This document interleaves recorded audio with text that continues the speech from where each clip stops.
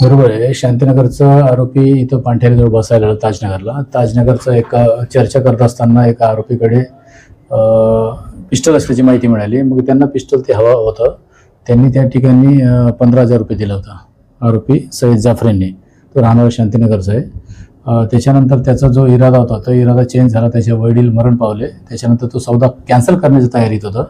परंतु ह्या शाहरुख नावाच्या व्यक्तीने ताजनगर टेकाचा त्यांनी म्हणे असं सौदा वापस नाही होगा, तर त्यांनी दिलेल्या करारप्रमाणे दिला. ते पिस्टल घेतल्यानंतर एक याच्यात फोटो काढून आपल्यासोबत फोटो काढला. ते सोशल मीडियावर एकाने आम्हाला गोपनीय खबर दिली की फोटोसहित त्याचं पिस्टलसहित फोटो दिसत आहे, याच्याजवळ नक्कीच असायला पाहिजे देशकट्टा.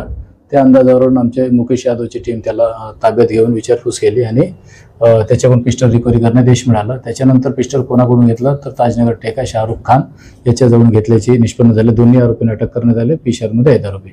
त्याच्या ताब्यातून सुरुवातीला मिळालेलं आहे. त्याच्या रेकॉर्ड नाही, पहिल्यांदाच गुन्हा आहे.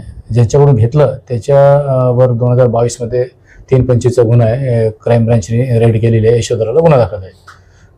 नाही, असं प्राथमिक माहिती आहे की त्याच्यावर जे झालेली परिस्थिती आहे त्याच्यामुळे स्वतःला संपवण्याच्याच तयारीत असतानाच त्याच्यासाठीच घेतलं असल्याचे निष्पन्न झालं. याच्यात PSI माझगावकर, रवींद्र राऊत, मुकेश यादव, रेवतकर, पाल, युनुस खान आणि अमित ठाकूर यांनी केलेले आहे.